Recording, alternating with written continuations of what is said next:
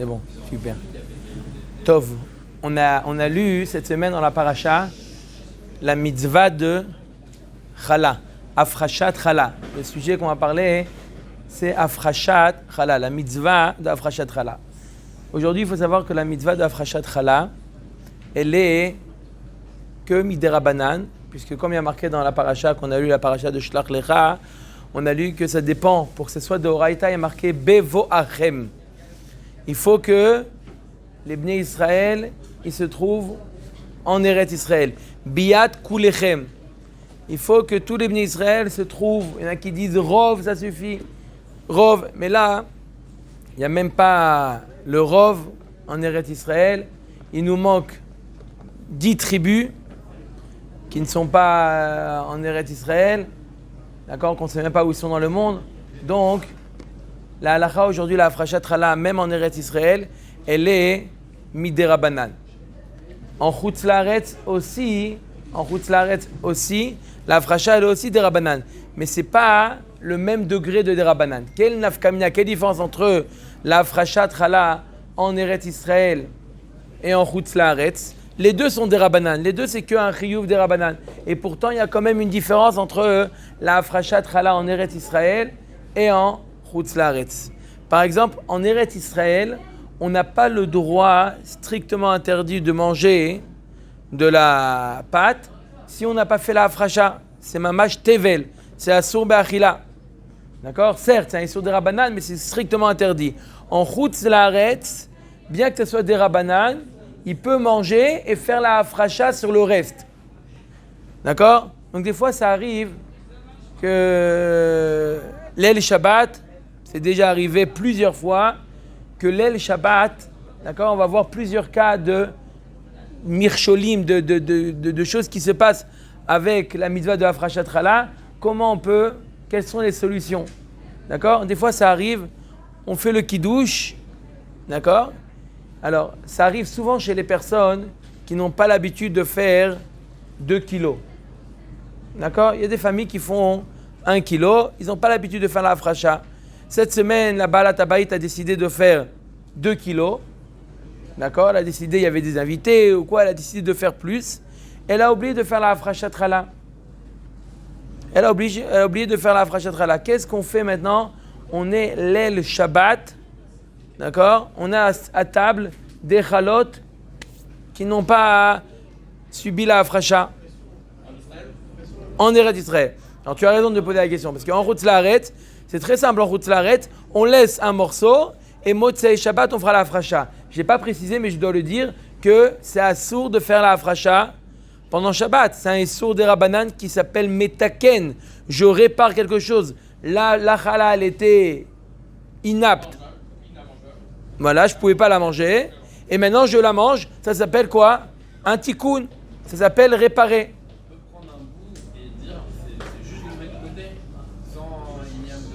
Tu l'as nommé ou pas?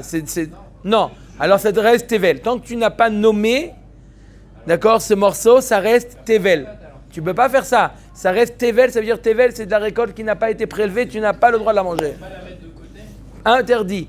Tant qu'il n'y a pas eu la afrasha de chala, d'accord, la chala, elle est asura be'achila, tu n'as pas le droit de la manger, c'est comme manger, c'est vrai, vous allez dire c'est des rabbanan, mais c'est comme manger nevelot ou trefot.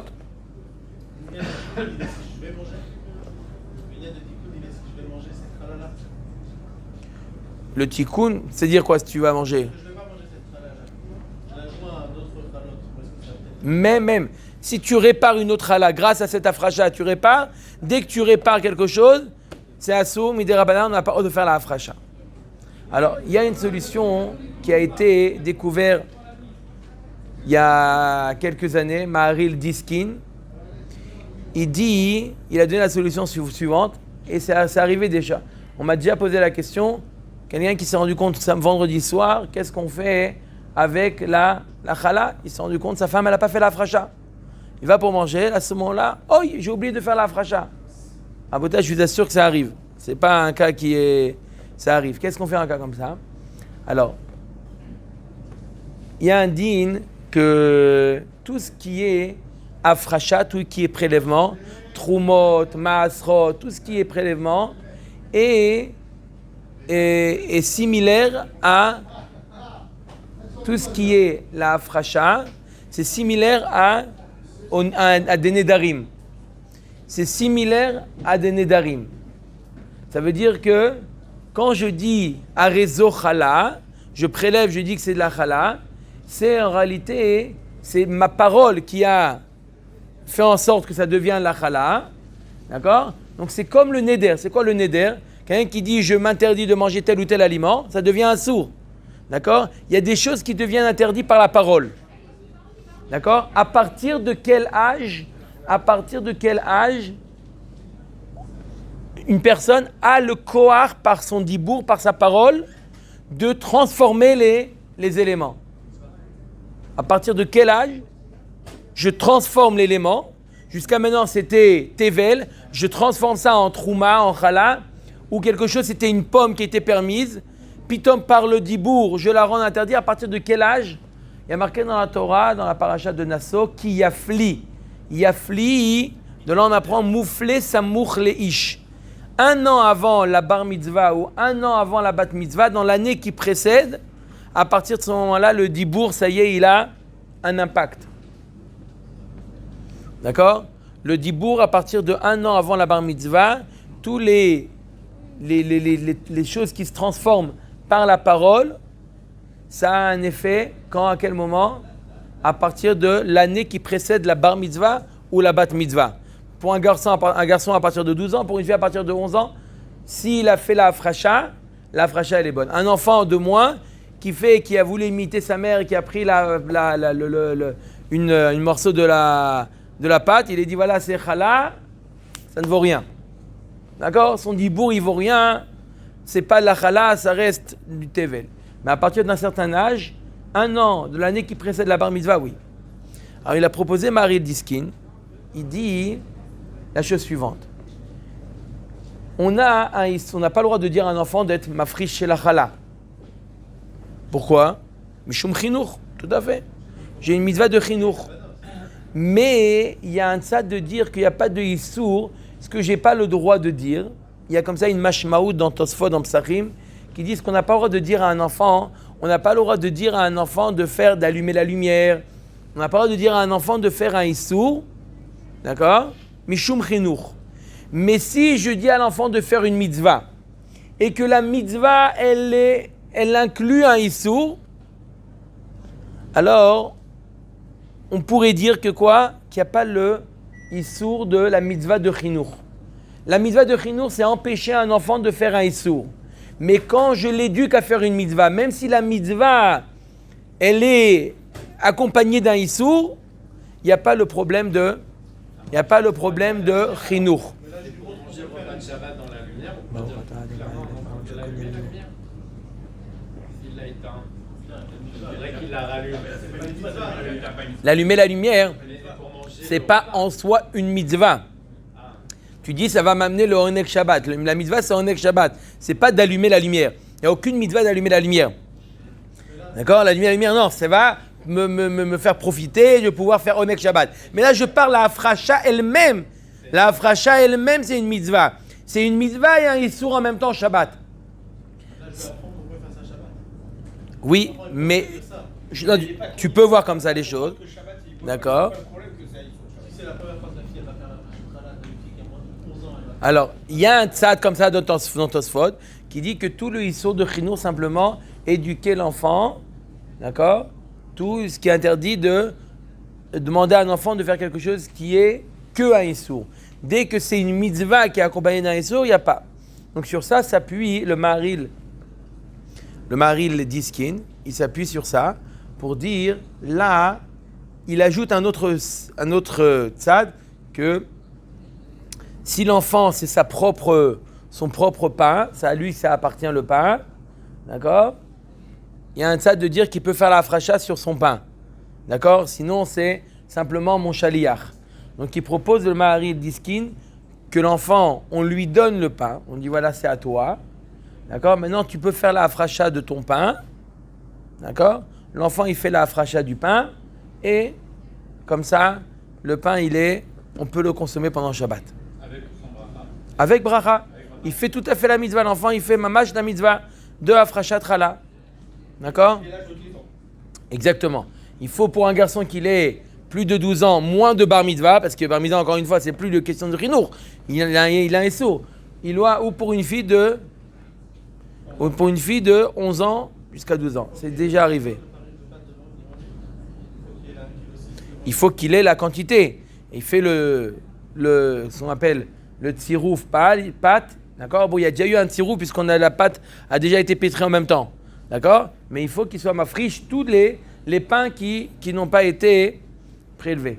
D'accord? C'est une solution qui existe. Alors, pas tout le monde a chez lui à la maison un enfant de 12 ans ou une fille de 11 ans. Il peut aller chez un voisin, etc.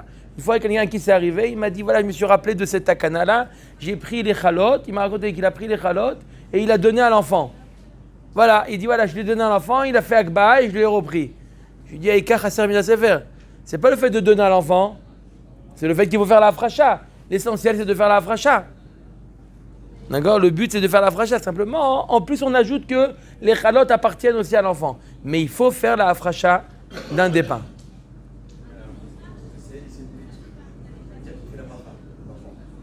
Oui. Oui. Pas Mishum Chinour. L'enfant, on a dit que tout ce qui est Afrashat Chala, l'enfant, quand la Torah dit Kiyafli Ish Lindor, ça inclut également avant Bar Mitzvah. Toutes les mitzvot de la Torah, à partir de Bar Mitzvah ou de Bat Mitzvah. Les mitzvot qui sont liés au Nedarim, et Trumot ou Masrot sont liés au Nedarim. Pourquoi? Parce que c'est une chose un élément qui se transforme par la parole, c'est à partir de 1 an avant la Bar Mitzvah. Non, c'est pas Meakev, pourquoi ne pas la faire? Tu as raison, une bracha n'est pas Meakev. C'est quoi, c'est pas Meakev? Ça veut dire qu'il ne faut pas la faire. Ça veut dire que si tu ne l'as pas fait, mais il n'y a aucune raison de ne pas la faire ici, la bracha. D'accord? Il fait la mitzvah, il fait la bracha. D'accord? Donc dans ce cas-là, voilà la solution, c'est quoi? De trouver un enfant et que lui, il fasse la afracha. D'accord? Je répète, un enfant qui est dans l'année qui précède la bar mitzvah ou la bat mitzvah. D'accord? Il y a encore un autre cas de figure dans Afrashat Chala qui arrive aussi. C'est après qu'on ait fait la afracha. D'accord? Vendredi, on a fait la afracha déjà. Et par erreur, un enfant qui a remis la afracha de la chala, qui l'a remis dans la pâte. On est encore dans la... Il y a plusieurs solutions. Quelles sont les solutions? Pourquoi les parents ne sont pas là? Et 6? Peu importe. Maintenant, on ne sait plus il est où ce morceau. Il est mélangé. C'est avant Shabbat. D'accord? C'est encore de la pâte. D'accord? C'est encore de la pâte. Et on a un morceau de chala. D'accord? Qui est chala, qui est assour ba'achila. D'accord? Il faut savoir que la afracha, une fois qu'on a dit à réseau chala, ça c'est assour ba'achila. Ça devient comme quelque chose qui est assour. Tu prélèves et qu'est-ce que tu fais? On va prélever encore une fois. Je t'ai dit, si tu as un morceau de nevela qui est tombé dans un... Il n'y a pas chichim, imaginez-vous. Il est tombé dans un plat, dans une marmite. Ça aide quelque chose d'enlever un morceau de viande?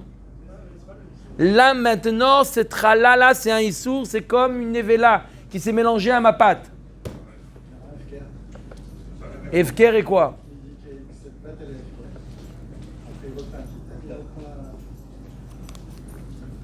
Ça fait quoi de faire Efker? Aujourd'hui, j'ai plus Tevel. Elle est plus quoi?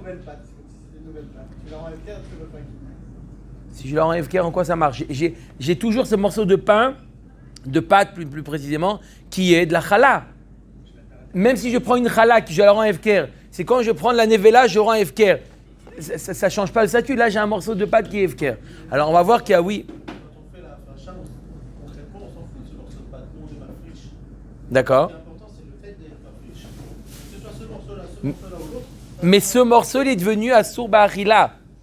Tu as raison, peu importe quel morceau. Mais une fois que tu as dit à Rezo Chala, une fois que tu l'as désigné que c'est Chala, il devient Assour Ba'achila. Il devient maintenant Trouma. Il devient Assour Ba'achila.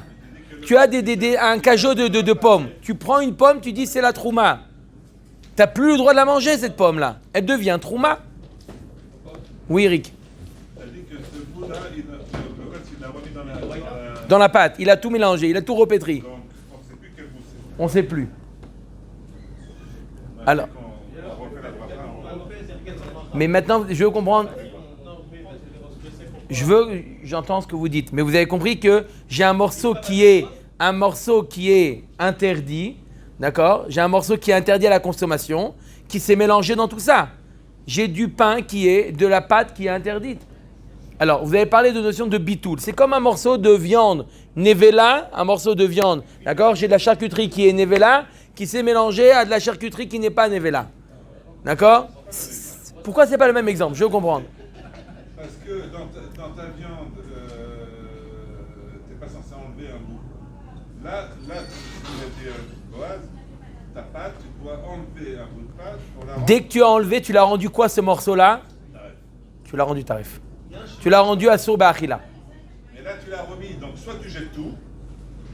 Donc tu l'as remis et quoi? Et donc tu l'as remis, donc j'ai du issour qui est mélangé à du éther. Soit on jette tout. Alors on va essayer de trouver. Il y a trois solutions. Il y a trois solutions. La première solution, quand on avait parlé de bitoul, d'accord? D'annulation. Combien ça s'annule? Il y a la notion de bitoul. J'ai un morceau de charcuterie taref avec deux morceaux de charcuterie kasher, bitoul berov. Ok. Là, il n'y a pas de bitoul berov pour la trouma. La trouma, elle est betela bemea ve'echad. Il faut qu'il y ait 100 fois plus le morceau. Ça veut dire que je demande à la personne qui a fait la hafracha, j'essaye de m'évaluer c'était quoi le volume de la hafracha, je reprends et j'essaye de calculer, d'accord, être bon en géométrie pour calculer est-ce que j'ai 100 fois plus dans la pâte qui reste, 100 fois le morceau qui a été prélevé. Est-ce qu'au niveau de la challah, il y a un minimum au niveau quoi? 1,6 kg. Non, combien? Il demande une bonne question. Quel est le chiour de la hafracha? Si le chiot de la fracha il est plus petit que ce que j'ai pris, C'est pas il y a les 100 fois là-dedans. la trouma, Alors, je vais répondre à ta question, elle est très intéressante. Il demande, est-ce qu'il y a un chiour minimum? Et si le chiour minimum, il y a 100 fois plus que le chiour minimum, alors j'ai 100 fois. Alors, réponse d'abord, oui, il y a un chiour minimum. C'est quoi? C'est kol chéou. Mais, à partir du moment où j'ai été mafriche, tout est chala. Je ne veux pas dire que c'est qu'une partie. C'est-à-dire que même tant que, qu'est-ce qui ne devient pas chala, si je décide que toute la pâte, elle est chala. Imaginez-vous, ça lui passait par la tête, il lui dit arezo chala. Par exemple, à l'époque où ils pouvaient manger betouma vetahara et ils pouvaient donner la trouma au Kohen, le Kohen pouvait la manger, il décide que toute sa pâte, arezo chala. Qu'est-ce qui est chala dans ça? Rien du tout. La chala doit être un prélèvement. Qui dit prélèvement dit qu'il y a un reste, il y a des shiraïm. S'il n'y a pas de shiraïm, il n'y a pas de prélèvement. Mais à partir du moment où il y a un reste, alors tout ce que j'ai pris, même si c'est plus que la quantité que j'aurais dû prendre, tout devient chala. Même si ma kavana elle est toujours de prendre un peu plus parce que je ne sais pas c'est combien le minimum.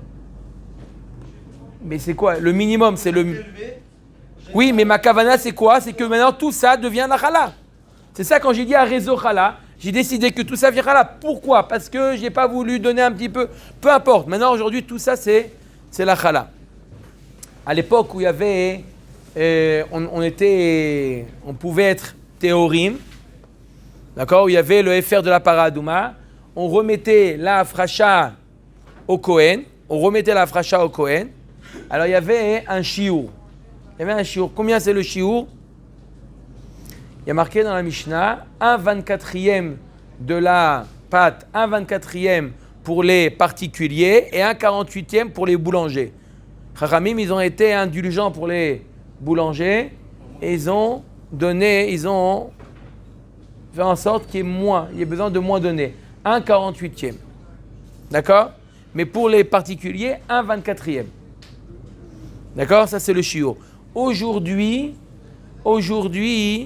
qu'on ne donne pas la chala au Kohen. Aujourd'hui, on ne la donne pas au Kohen parce qu'il ne peut pas la manger de toute manière.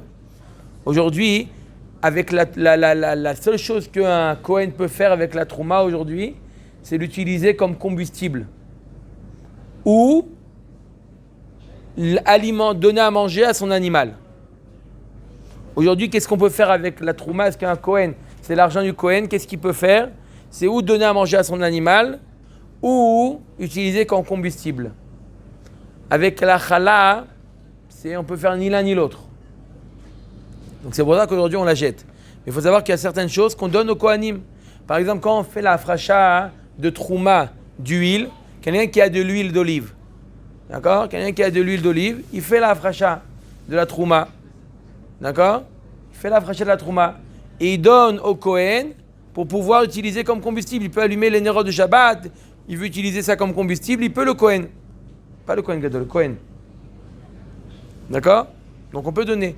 Ou, des fois les aliments, quand on mafriche la chala, on peut les donner à qui? À l'animal qui appartient au Kohen.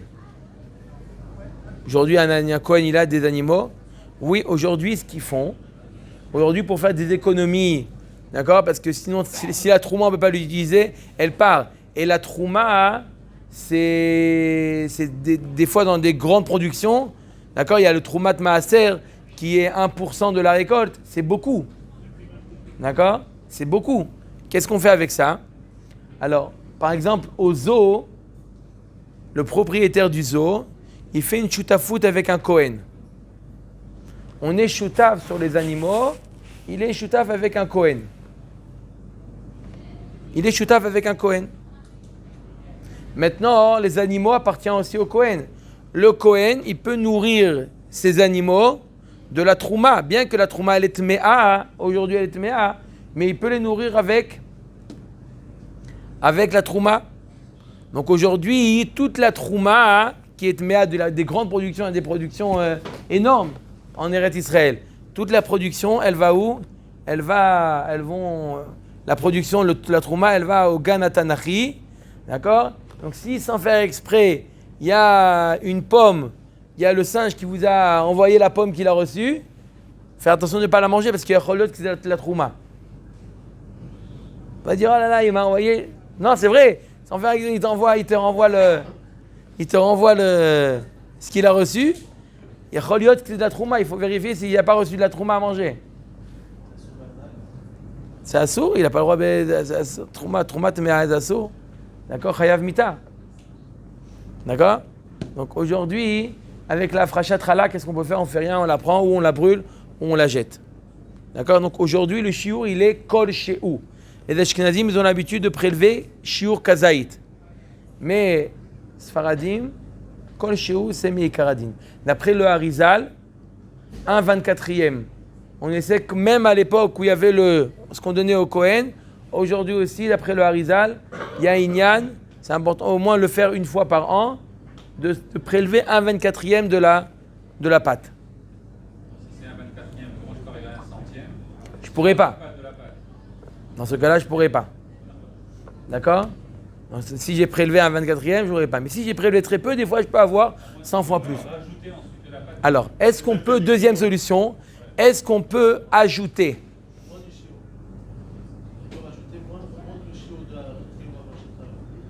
Voilà, alors, ou non, peu importe. Je prends une pâte. Maintenant, le Shulchan Aruch nous dit que quand il y a un issour des Rabbanan, et il n'y a pas le chiour, il y a un issour des Rabbanan qui est tombé.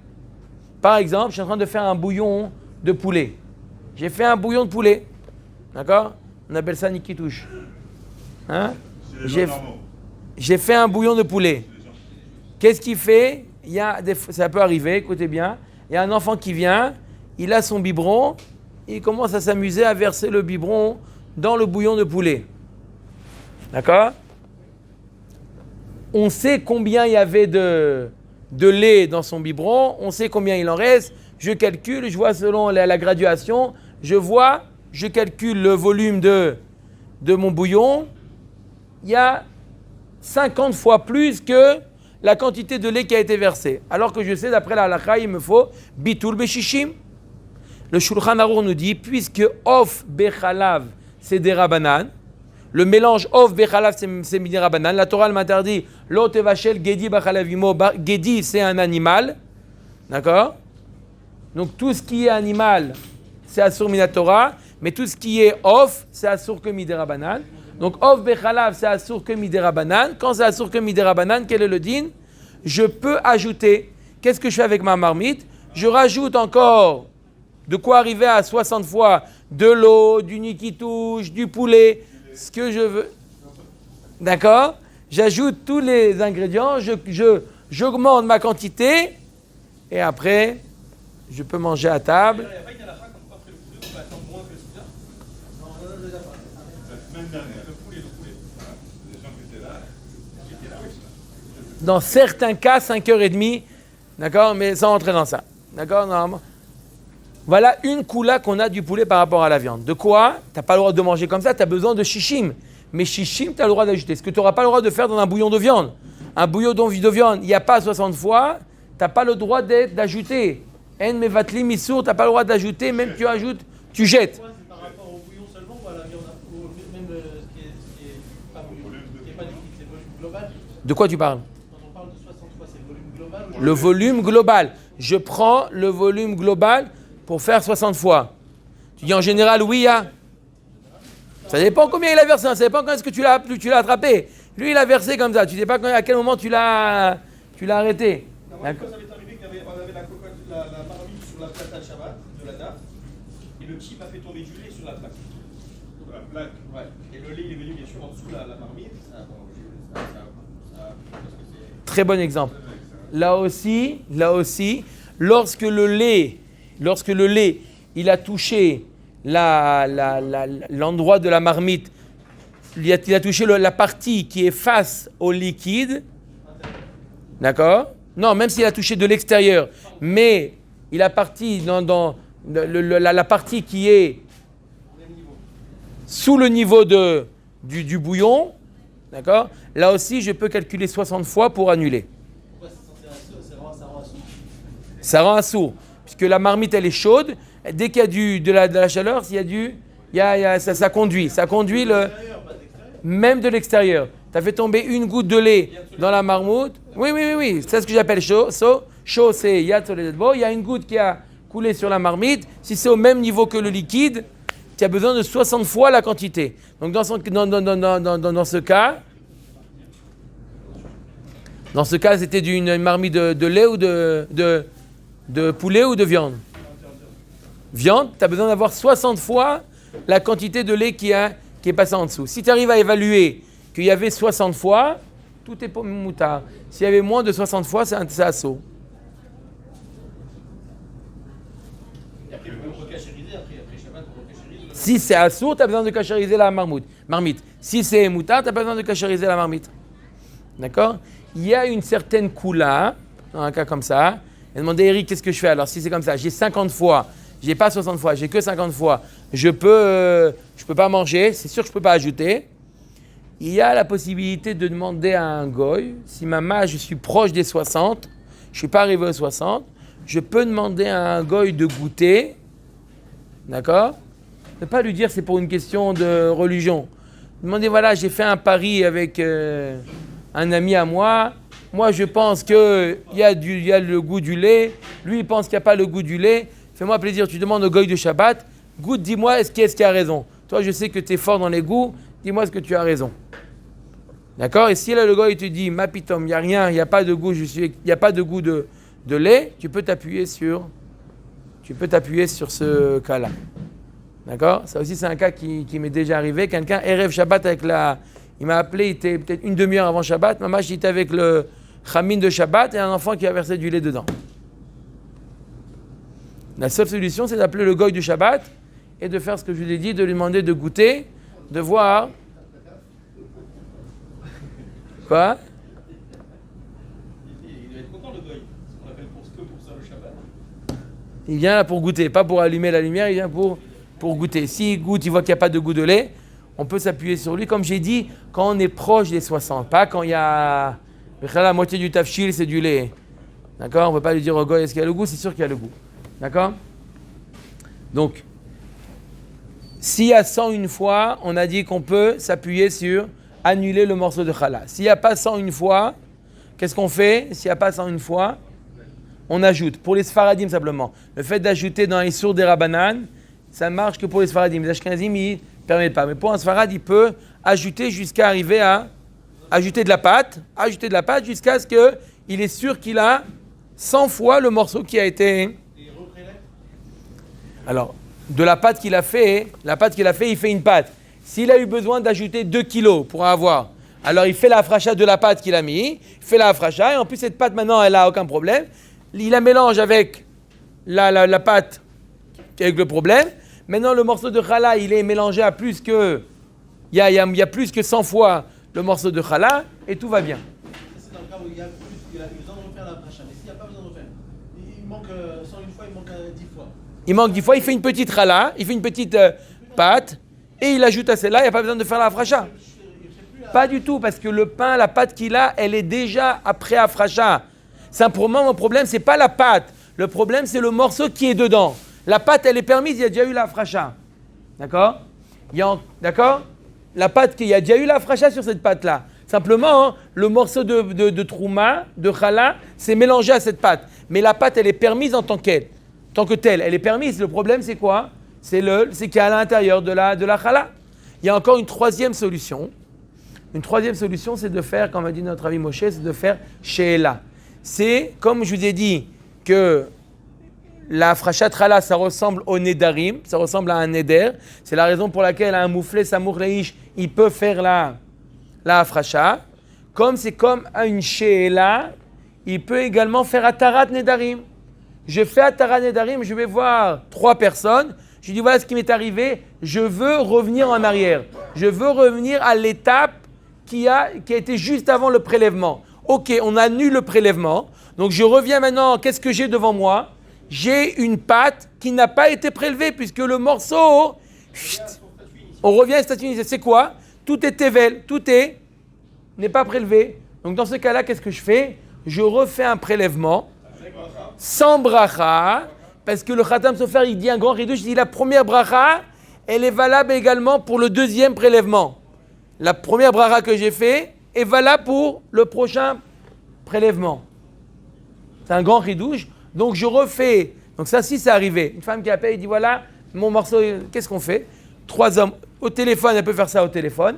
Elle appelle 3 hommes qui sont de l'autre côté de la ligne. Il faut que les 3 hommes soient au même endroit. On ne peut pas faire Sichat Veida, un qui se trouve à Tokyo, on ne peut pas. Il faut que les 3 se trouvent au même endroit.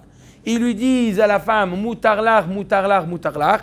Maintenant, on n'a pas résolu le problème. Maintenant, on revient au matzav ou quoi, où la pâte elle est tevel. Et là, on fait de nouveau la hafracha. Et là, on s'assure que le morceau il soit jeté immédiatement. Le mari, il peut faire à la femme afarat nedarim. Il lui dit moufarlar, moufarlar, moufarlar. Mais la question, c'est est-ce que la femme, pourquoi c'est pas évident le cas de afarat nedarim, que le mari il annule le neder de la femme? Parce que est-ce que c'est le neder de la femme ou c'est en réalité le neder de l'homme? Et la femme, elle est simplement le chaliar de l'homme. Quand elle fait la frachat challah, le propriétaire. Celui qui fait la pâte. Non, celui qui est le propriétaire. Le seder, moi je ne sais pas la faire, je ne l'aurais jamais faite la pâte. Et alors? C'est elle qui le fait. Elle qui le fait parce que c'est son chaliar. Tu as un garçon, qui est-ce qui fait la mila? Le moël. C'est quoi le moël? C'est toi la mitzvah. C'est simplement ton chaliar. La femme, tu ne sais pas faire la fracha. Non, laisse-moi tranquille. Mais c'est une marloquette. Est-ce que la femme, elle est considérée comme le chaliar de l'homme ou pas? Donc quand tu fais Atarat Nedarim, il n'y a aucun problème. Tu fais Atarat Nedarim, même si c'est ton neder à toi ou une neder de la femme, il annule, que ce soit le tien ou que ce soit celui de la femme. Tu fais à 3, tu fais Atarat Nedarim, ça annule. Et automatiquement, qu'est-ce qu'on fait? On refait la hafracha. On refait la hafracha de ce qui se passe. Et il y a sans problème, sans bracha. Et de là, il n'y a aucun problème. Voilà les solutions lorsque ça arrive. Ou s'il y a déjà 101 fois, ou d'ajouter, ou de faire Atarat Nedarim, mais surtout ne pas oublier de refaire la hafracha. En mevatli misur l'entrée dans les sourds de Horaïta. Dans les sourds des Rabanan, si je ne suis pas mevatel, mais simplement je complète le shiur, d'après le Shulchan Aruch, c'est moutar. Tout ce qu'on a dit que en mevatli misur l'entrée c'est dans les sourds de Horaïta. Il faut que les 3 soient au même moment. Il faut créer. Non. Il faut que les 3 soient au. Il faut que les 3 soient constituent un beddin. pas avec tes enfants. Tu ne pas avec tes enfants. Pas du tout. Adulte. Beddin, c'est 3 adultes. Bar mitzvah. Super. Et ton mari, ton mari, non. Ton mari ne peut pas être avec les gens de la famille. Tu peux faire un Ouais, la charcuterie rave, la Tu as 3 charcuterie. enfants, tu On peux peut faire faire. un d'arriver. Moshe, tu peux. Ouais, la charcuterie rave sur 3, la charcuterie sur 3. C'est